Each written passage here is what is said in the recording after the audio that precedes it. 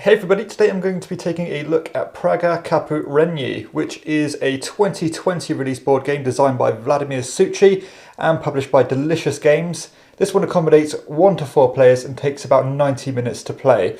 It's a Euro style game that takes place on this very large board here, where you're trying to get as many victory points as you can in order to win the game.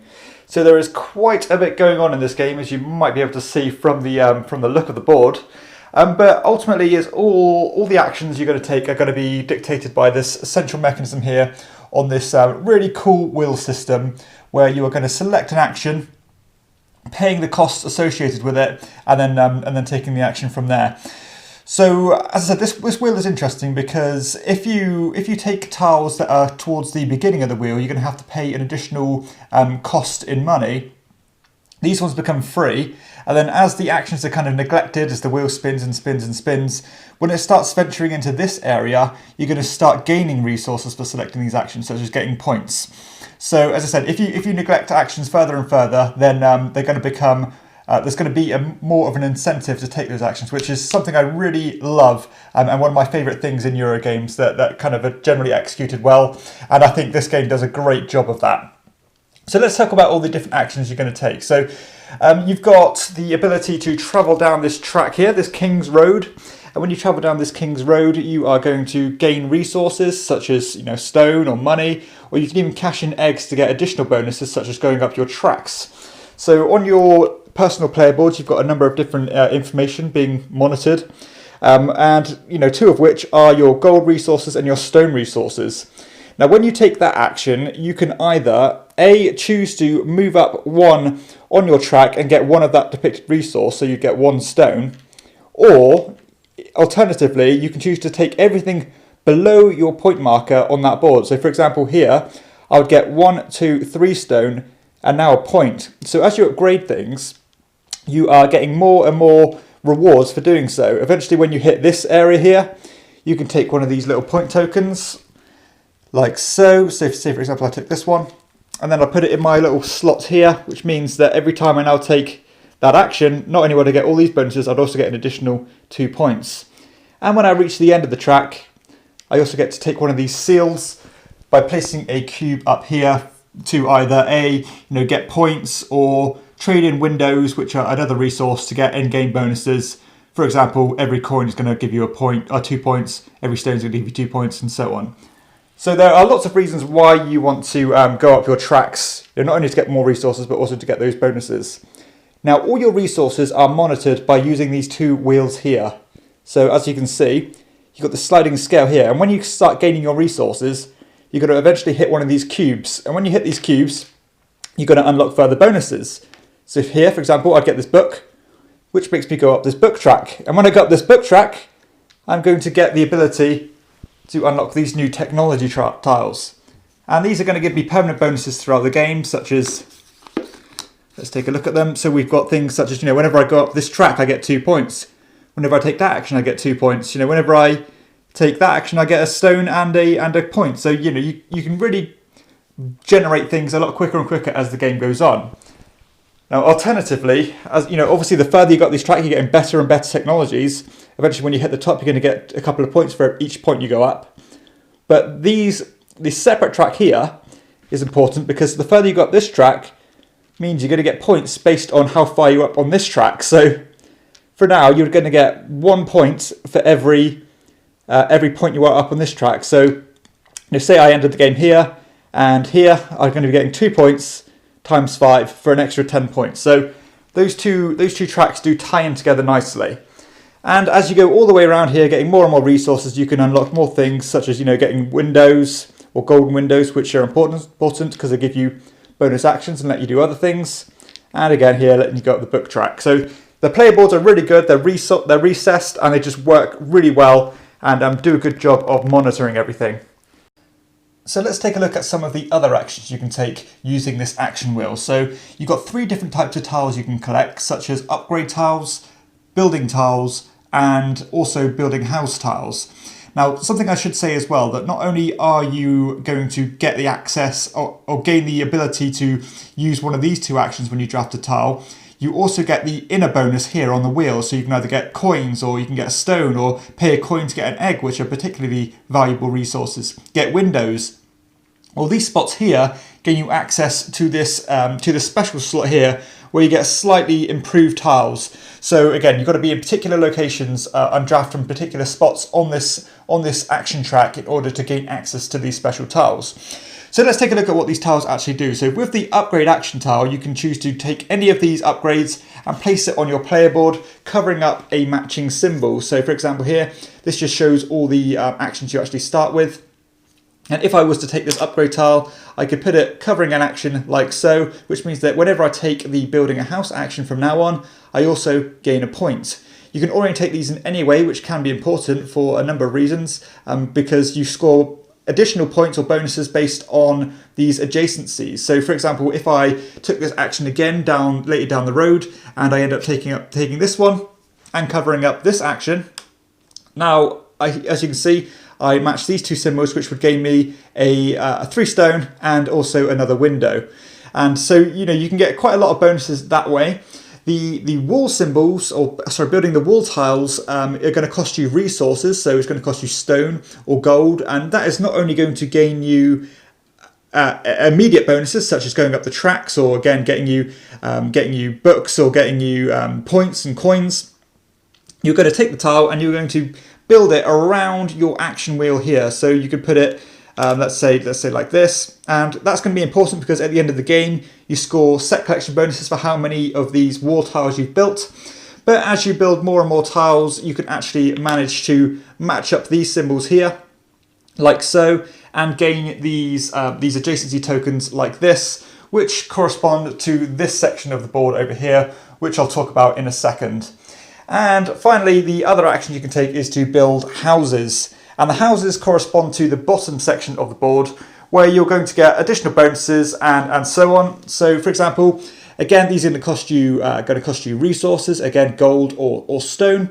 And then you are going to take that tile, get the immediate bonus depicted here in this little window, and place it somewhere on the board, paying a cost if you need to.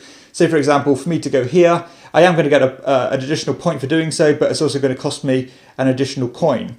And when I place these buildings, I'm going to again try and match these symbols to get those adjacency bonuses. But some tiles, like this one for example, has this spot here where you can place your cube in throughout. So let's say I ended up placing this one here. I put my cube on the center to show that it was me who built it.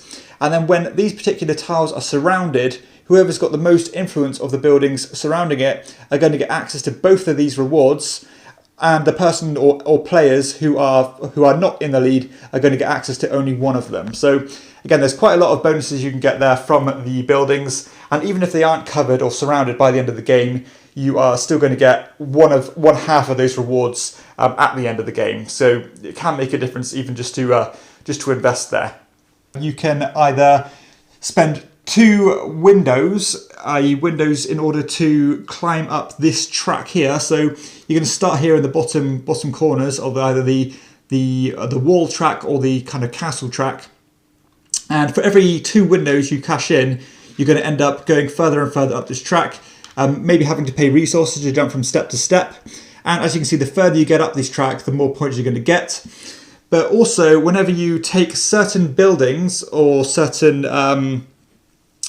wall tiles, so let's see if I can find one here, like so, this one, that means that when I take this tile, because it's got this blue symbol on, which corresponds to this track, I actually move further along the track like this, which again can get me more and more points based on how many tokens I have of the matching colour.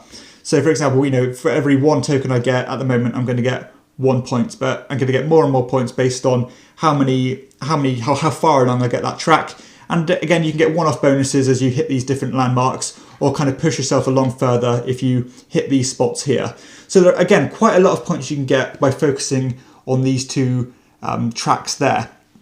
Again, if you really focus on the King's Road track and you get right to the end, you can gain access to these powerful abilities here by spending an egg, where you're going to take 3 of these tiles, I believe, select one of them and get one of the bonuses, and then you're going to build one of them on the bridge here, getting another bonus or 2. Again, if I covered this here, I would get an egg and another blue token. And if you want to take that action again, you can use the gold ones, which give you even more powerful bonuses, and again will cover up another couple of spots. So let's talk about how I actually feel about the game. I will say that I absolutely love the feel and the kind of comboing of all the different actions you can take. You know, if you do one thing, you're going to get a bonus for getting another thing, and the way that all that meshes together makes you feeling very satisfied and gives you a lot of feeling of just achieving a lot with very little. And I love the main kind of core mechanism here of this action wheel, and I think it just does a great job of making the game so easy to explain, despite the sheer amount of options that you have.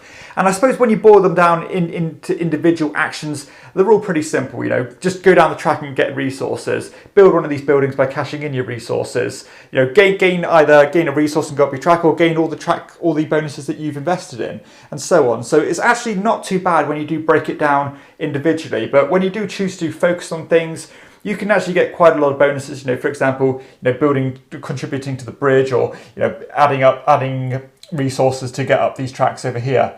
So I really do like the way that, you know, individually it's all quite simple and easy to break down, but when it comes together, it leaves you quite satisfied with all the different combinations and things triggering another thing, and just that domino effect of getting bonuses upon bonuses. And I also really like the kind of progression of the game in terms of upgrading your player boards. You know, not only your actions, but as I said, getting your upgrades here where you can eventually get quite a lot of points, or, you know, going up the tracks and getting further bonuses that way. There's just lots. The game just throws a lot at you and makes you feel like you're achieving a lot pretty quickly. Again, the additional bonuses you get here are important, and you know, when you neglect actions, they become more and more incentivized, and all that just works together perfectly well. It's very smooth and it just comes together nicely. So yeah, in terms of the pure amount of just combo building and synergies, I feel like this game is right up there with the best of the best, and it's just ultimately a very fun experience in that respect. And as I said, for a game that's got quite a lot going on in it, the actual rules are so easy to remember and to portray to another player that, you know, it's not going to be one of those games where whenever you leave it on your shelf, you're going to have to, you know, learn the rules all over again. You know, I could happily not play this again for another year and easily remember all the minutiae and all the different details to play it, because it is actually very intuitive. All the different routes you can go down as well, you know, in terms of really investing here, or as I said, investing in the king track, or building all your buildings, or getting all your walls out. You can get a lot of points in lots of different ways, but all those different ways of getting points seem very well balanced. And, you know, you can choose to kind of neglect some things and focus on other things, but I think the game does give you enough opportunity to at least give it a go at everything, and you're going to at least kind of, you know, dip your toe in every field of getting points. Because, as I said, whatever you do, you eventually will get other bonuses that kind of give you that extra kick to where you need it. So I really do like that. And all the different routes you can go down, as I said, do kind of match up quite nicely in terms of giving you an equal amount of points. The time investment of the game, this one ticks along extremely nicely. I mean, it happily plays in that 90-minute mark. And again, for a game that's probably has a bit more going on than maybe your average Euro, I suppose, then that 90-minute mark just feels absolutely right for this game, which is absolutely great. Also the uptime as well. I mean, the uptime is pretty good. I mean, in terms of selecting your actions, they are all straightforward, but, you know, you will eventually take some, as I said, that domino knock-on effect, which might make turns take a bit longer than others. But because it's so snappy in terms of like that gives me this, that gives me this, that gives me a couple of points, and so on, still turns don't get bogged down with housekeeping or anything like that. So uptime and the kind of time investment in general is really good in Praga.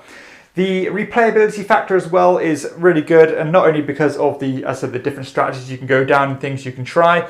You know, you've got lots of different building technologies here. You've got lots of different upgrades. You've got lots of different things you can try, and so on. So there are lots of different variability here. Again, these tiles are double-sided, so if you want a different setup there. And you've also got different setups for the King's Road here, where you can change some of the worker spots. So again, lots of things you can try just to add that little bit of extra kick in order to get more replayability out of it. And as well, something I should have mentioned is halfway through the game, the buildings are going to get swapped for the level 2 buildings, which means that the progression is ramped up as the game goes on, and you start to kind of get more powerful abilities as it develops, which is nice. The aesthetic of the game, I mean, I absolutely adore the way this game looks. It has a real unique look, this very kind of yellow look, I suppose. Or lots of detail onto the board, and I think it just suits the game really well. I think the graphic design is great. There's no overly tricky symbology, and I think it just overall looks really good. And not only that, the actual component quality itself is fantastic. They are all really top quality tiles. The player boards are fantastic, great quality recessed boards, really durable, and just show everything you need to show. So in terms of components and aesthetics, this one is right at the top for me. I think I really can't fault the way it looks or the way it functions. For example, it monitors how whenever every turn ends, because the wheel won't spin anymore, or whenever you take upgrades, the game's going to remind you that you need to take that upgrade because you can't physically spin the wheel. So all that attention to detail just works really well, and it really has paid off. The theme, yes, it's a pure dry Euro game set on a city in the world. I can't really comment more on that, but it works absolutely fine, and I've got no criticisms there whatsoever. Setup and teardown time is proportionate. You've got a bit of variability in terms of the player count, in terms of filling up some of these spots in the cities area. But other than that, the game scales absolutely fine. And I mentioned the progression, that's really good. As the game goes on, you get more and more bonuses and you feel more powerful as the game goes on, which is great. And comparisons, I mean, no game has really, I can't think of much which has left me feeling like it does the whole combo thing better than Praga does. It just does feel like by the end of the game, you're getting this, which gets you this, which gets you that, which gets you that, which is just absolutely great. And I love that element of gaming. And even if you do it indeliberately, it makes you feel like you've achieved a lot without meaning to do so. And that's probably deliberately implemented, but it works for me. Overall, I think this is an absolute hit for me. I love the way it all comes together. I love how easy it is to explain and how simple it boils down. The main mechanism is fantastic. That incentive building and the priority of selecting the actions you want, because if you don't, then they're going to get more and more expensive, or at least revert to being more expensive. Whereas if it gets into this area, it's going to be free. So yeah, there's lots of little decisions that are really important throughout. You want to be competitive in all the different fields, because if someone runs away with, say, these tracks here, then you're going to fall behind.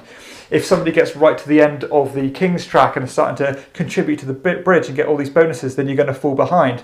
Again, if you're not producing the resources that everybody else is paying, you're going to fall behind. If you don't get the tracks corresponding to each other and get these upgrades, then you're going to, again, suffer a disadvantage. So there are so many things you need to focus on, and the time restraints of that, just a few spins of that wheel, leaves you feeling satisfied, but still a little bit under the pressure in order to get things done. So yeah, I'm really impressed with the way everything comes together. It looks gorgeous. It's so much fun to play, satisfying while still being pretty breezy. And this is definitely one of the biggest hits of 2020 for me. And it's going to come right at the top of my list, I'm sure. So that one is Praga Caput Regni. This one certainly gets my elite shield, because I think this is a fantastic game, and it's going to be highly spoken of for years to come, because it's just a great example of a complete Euro game where there's absolutely nothing here that doesn't need to be here. It's all fun. It's all extremely satisfying. It's snappy, it's just great, and I love the way that everything's done in this game. So that concludes my thoughts on Praga. If you have enjoyed this review, please hit like and subscribe to my channel, and check out my other videos too. For everyone else, I'll see you next time on Chairman of the Board. Bye.